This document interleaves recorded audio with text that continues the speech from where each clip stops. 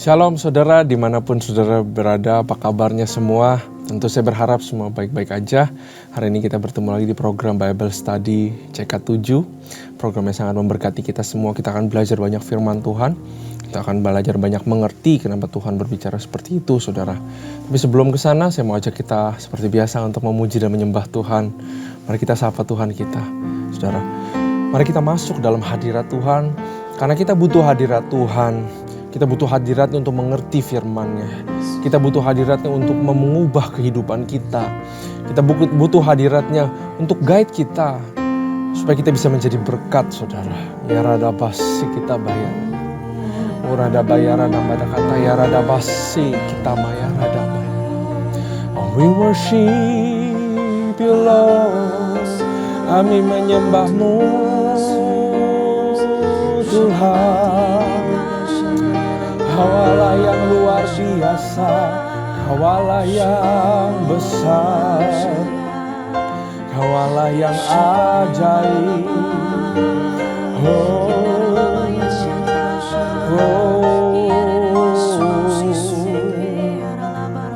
Haleluya, haleluya. Terpujilah Kau Tuhan.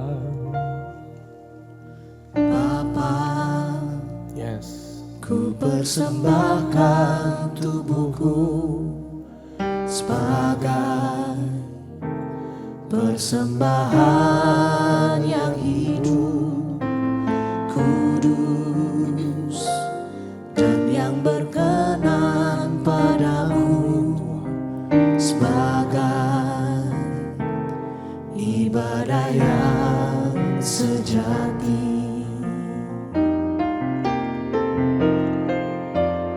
Bapa, ku persembahkan tubuhku sebagai persembahan yang hidup, kudus, dan yang berkenan padamu, sebagai ibadah yang sejati. Ku sembahkan Tuhan, ku sembahkan Tuhan, ku serahkan hidupku kepadamu untuk kemuliaan nama-Mu. Sembahkan Tuhan, ku sembahkan Tuhan, ku serahkan hidupku kepadamu untuk kemuliaan nama-Mu.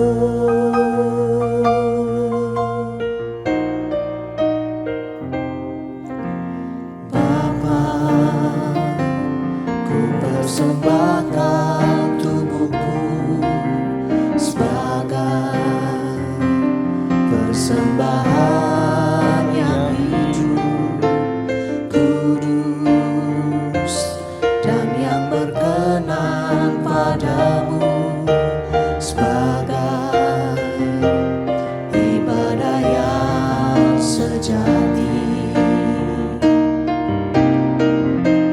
Ku sembahkan Tuhan, ku sembahkan Tuhan, ku serahkan hidupku kepadamu untuk kemuliaan nama-Mu. Ku sembahkan Tuhan, ku sembahkan Tuhan, ku serahkan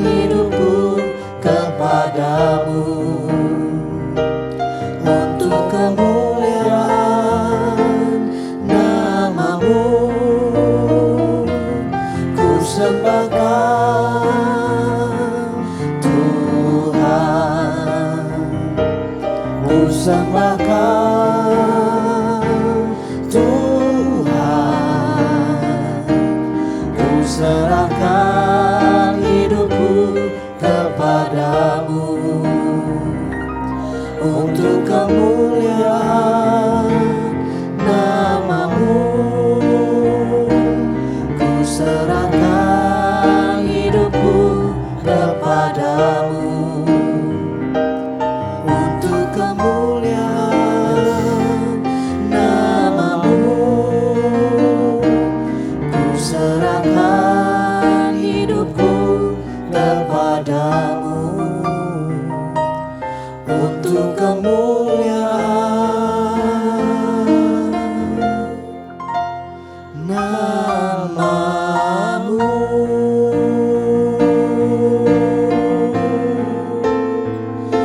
Haleluya, haleluya. Kuduslah Kau Tuhan, praise Your name, O Lord. We praise Your name, O Lord. How ajaib, You are a great God, my God. Oh, You are the King of all kings. You are God above every other God. Yaradaba, yaradaba, shikitaba, yaradaba, yaradaba, yaradaba, yarala, yaradaba, shi. Oranaba, yaradaba, yaradaba, shi. Yaradaba, yaradaba, shi. Ku Oh, we sembah, worship You, oh Lord. Kau ku sembah, Sembah ya Tuhan. Kau ku sembah,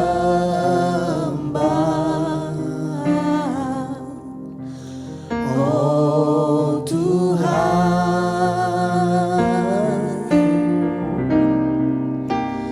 Kau ku sembah,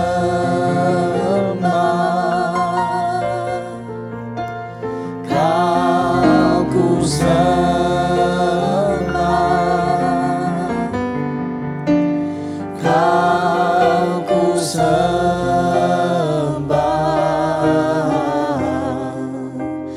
oh Tuhan. Sebab Engkaulah Tuhan yang maha tinggi, Kau dimuliakan atas segala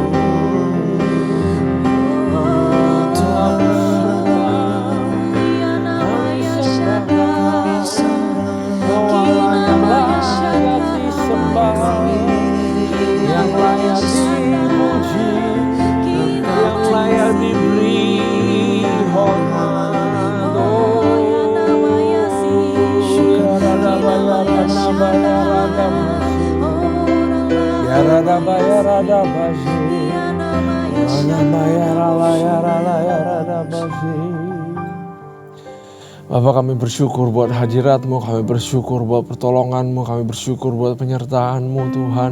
Oh, sungguh Allah yang layak untuk disembah. Kau yang memilih kami menjadi tangan-Mu ya Tuhan, menjadi lidah bibir-Mu ya Tuhan, menjadi mata-Mu ya Tuhan, menjadi telinga-Mu ya Tuhan. Betapa luar biasa Engkau ya Tuhan, begitu besar kasih-Mu kepada kami ya Tuhan. Bapak, tolong kami untuk mengerti firman-Mu saat ini Tuhan, supaya kami bisa benar-benar dapat Tuhan apa yang hendak Kau bicara kepada kami. Biar kami juga bisa belajar, bisa mengerti. Lindungi hamba-Mu di balik salib, mengurapi aku Tuhan, supaya ada perkataan-perkataan yang baru yang memberkati kami semua. Berkati yang mendengar, supaya kami mendengar dengan attention, supaya kami juga berusaha untuk understand the secret that you want to give. Terima kasih Tuhan. Hanya di dalam nama Tuhan Yesus. Haleluya. Amin. Sekali lagi saudara, shalom. Mari kita buka Alkitab kita di 1 Tawarik pasal yang ke-27. Ya. 1 Tawarik pasal yang ke-27.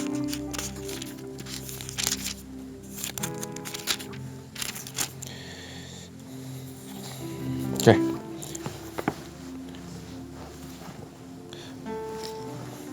Kalau pasal sebelum kita belajar tentang pekerjaan menunggu pintu dan penjaga barang-barang, saudara.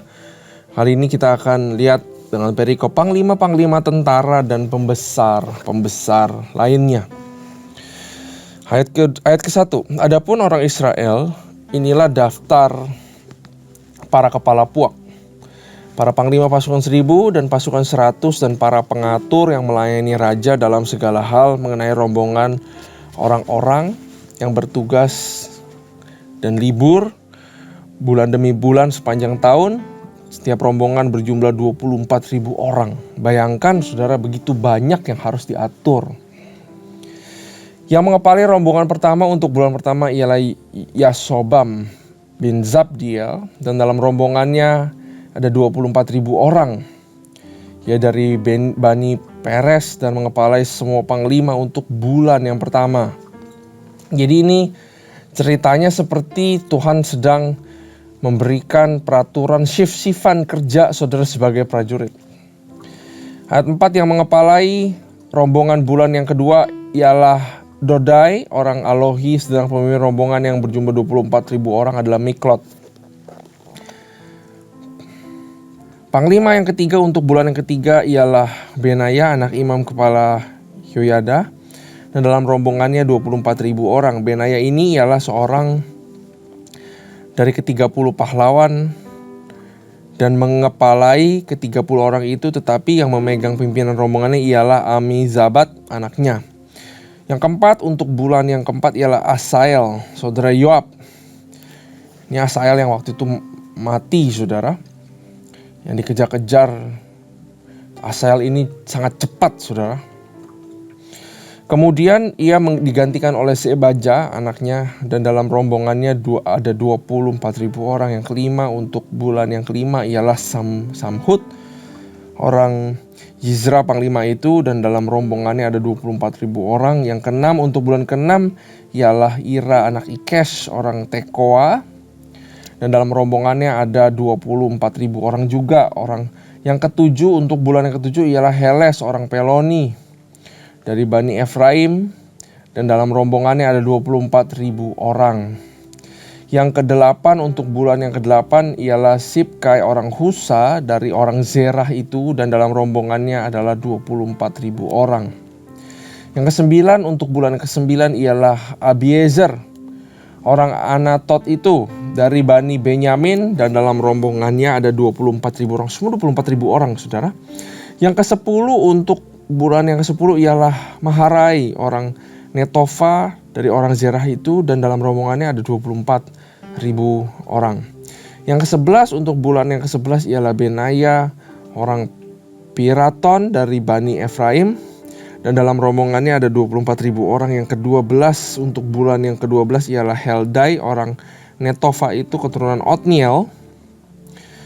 Ya, saudara ingat Otniel adalah hakim pada zaman dulu, waktu zaman hakim-hakim, dan dalam rombongannya ada 24.000 orang. Ya, saudara bisa melihat bahwa Otniel yang dulu juga adalah pahlawannya Tuhan, ternyata keturunannya juga masih memegang tradisi atau piala pahlawan itu, masih turun-temurun diturunkan, saudara. Sangat luar biasa sekali kita bisa melihat the power of influence terjadi, ya. Makanya saudara, salah satu skill yang sangat penting untuk seorang leader adalah influence, saudara. Nah, baiklah kita semua juga adalah leader-leadernya Tuhan, ya. Kita adalah pemimpin di dalam kehidupan kita sendiri. Baiklah kita tidak terinfluence hal-hal yang salah, saudara. Tapi baiklah kita bersyukur kalau kita ada keturunan di atas kita, saudara, yang punya influence yang baik, saudara. Ikuti dia, sehingga kita juga bisa menjadi dampak buat orang-orang. Ayat 16, yang mengepalai suku-suku Israel untuk orang Ruben ialah Eliezer bin Zikri, sebagai pemimpin untuk orang Simeon ialah Sefaka bin Maka, untuk suku Lewi ialah Hazabia bin Kemuel, untuk keturunan Harun ialah Zadok, untuk suku Yehuda ialah Elihu salah seorang saudara Daud, dan untuk suku Isakar ialah Omri bin Mikael. Untuk suku Zebulon ialah Yismaya bin Obajah, untuk suku Naftali ialah Yerimot bin Azriel, untuk Bani Efraim ialah Hosea bin Azazia, untuk setengah suku Manase ialah Yoel bin Pedaya, untuk setengah suku Manasye yang di Gilead ialah Yido bin Zakaria, untuk suku Benyamin ialah Yasiel bin Abner, untuk suku Dan ialah Azarel bin Yehoram. Itulah para kepala suku-suku Israel, orang-orang yang berumur 20 tahun ke bawah. 20 tahun ke bawah, sebab Tuhan telah untuk suku Dan ialah Azrael. Daud tidak menghitung jumlah orang-orang yang berumur 20 tahun ke bawah, sebab Tuhan telah menjanjikan untuk membuat orang Israel sebanyak bintang-bintang di langit. Memang Yoab anak Zeruya telah memulai menghitung, tapi ia tidak menyelesaikannya. Oleh karena hal itu orang Israel tertimpa murka. Ya, dengan demikian jumlah mereka tidak dibukukan dalam kitab sejarah Daud. Yang mengawasi persediaan raja ialah Azmawet bin Adiel, dan yang mengawasi persediaan di luar kota, di kota-kota, di desa-desa, dan di dalam menara-menara lumbung ialah Yonatan bin Uzia. Yang mengawasi para pekerja di ladang yang harus mengusahakan tanah ialah Ezri bin Kelub. Yang mengawasi kebun anggur ialah Simei orang Rama. Yang mengawasi kebun anggur untuk persediaan anggur ialah Zabdi orang Shifmi. Yang mengawasi pohon-pohon zaitun dan pohon-pohon ara di daerah bukit ialah Baal Hanan orang Gederi. Yang mengawasi persediaan minyak ialah Yoas. Yang mengawasi lembu sapi yang digembalakan di tanah Saron ialah Sitrai orang Saron. Yang mengawasi lembu sapi di lembah-lembah ialah Safat bin Adlai. Yang mengawasi unta-unta ialah Obil orang Ismail. Yang mengawasi keledai betina ialah Yedeya orang Meronot. Yang mengawasi kambing domba ialah Yazis orang Hagri. Mereka ini sekalian ialah para pengawas harta milik Raja Daud. Yonatan, saudara ayah Daud, adalah penasihat. Dia seorang cerdas dan ahli kitab. Yehiel bin Hakmoni membantu anak-anak raja. Ahitofel adalah penasihat raja. Husai orang Arki, orang sahabat raja, adalah sahabat raja yang menggantikan Ahitofel. Kemudian ialah Yoyada bin Benaya, dan Abiatar panglima raja ialah Yoab. Nah saudara, Tuhan sedang establish Israel monarki, sehingga ditaruhlah struktur-struktur di dalam militer, saudara, dan juga di dalam hal-hal yang lain. Tuhan masih ikut campur sampai sekarang. Nah, saudara bayangin kalau saudara diangkat menjadi pemimpin 24.000. Nah, pemimpin di perusahaan, anak buahnya 100-200 aja kadang-kadang bisa besar kepala, bangga bukan main, betul saudara. Ini 24.000. Memimpin 24.000 orang. Bukan hanya susah, saudara. Ya, saya tidak ngomong susahnya, saya nggak ngomong caranya, tekniknya gimana saya nggak bicara. Tapi saya bicara saat diangkat. Namanya manusia, saat diangkat. 24.000. Apa yang terjadi, saudara? Bagaimana hati kita? Apakah hati kita tahan mendapatkan kemuliaan seperti itu? Atau hati kita, langsung besar kepala. Kaki lupa napak di bumi, istilahnya, saudara. Ini mengajarkan kita, saudara, ya. Kalau saudara lihat tokohnya yang mungkin terkenal di antara panglima ini adalah Yoab. Yoab, dan juga di sini tertulis Ahitofel, ya. Di ayat yang ada ditulis di sini. Ahitofel, saudara. Oke. Nah, Yoab jago berperang, panglima hebat luar biasa. Mungkin dia bisa berbangga, saudara. Tapi kalau kita lihat ceritanya Yoab ini, dia terakhir juga tangannya berdarah. Dia membunuh orang yang ini tidak berkenan di mata Tuhan. Dia bunuh Abner, dia bunuh Uriah, saudara. Ya, mereka tidak sempurna. Begitu juga dengan Ahitofel, saudara. Tertulis bahwa dia hebat, counselor yang hebat, advisor yang hebat di sini, saudara. Tapi kita tahu bahwa Ahitofel nanti dia berkhianat terhadap Daud. Dia ikut anaknya Absalom dan ujung-ujungnya bunuh diri, saudara. Ya, di sini Tuhan mau bicara apa buat kita? Kita perlu karakter untuk menopang yang namanya kemuliaan. Bukannya Tuhan tidak mau kasih kemuliaan kepada kita. Bukan Tuhan tidak mau kasih kemuliaan atau glory atau terobosan atau sesuatu yang besar. Tuhan punya segala sesuatu, tidak terbatas. Gampang kalau dia mau kasih. Tapi masalahnya karakter kita tidak cukup kaya untuk menopang semua kekayaannya Tuhan. Itu doang masalahnya. Walaupun mereka hebat, tapi pada akhirnya mereka tidak menjaga karakter. Akhirnya juga jatuh dan hancur, berantakan. Bagaimana dengan kita semua, saudara? Kalau kita sudah dipercayakan hal-hal yang besar, dipercaya menjaga ini, dipercaya menjaga itu, dipercaya menjaga ini. Tuhan mau bilang kepada kita semua, jangan berhenti mengasah karakter. Karena mudah untuk dicabut kembali apa yang dipercayakan.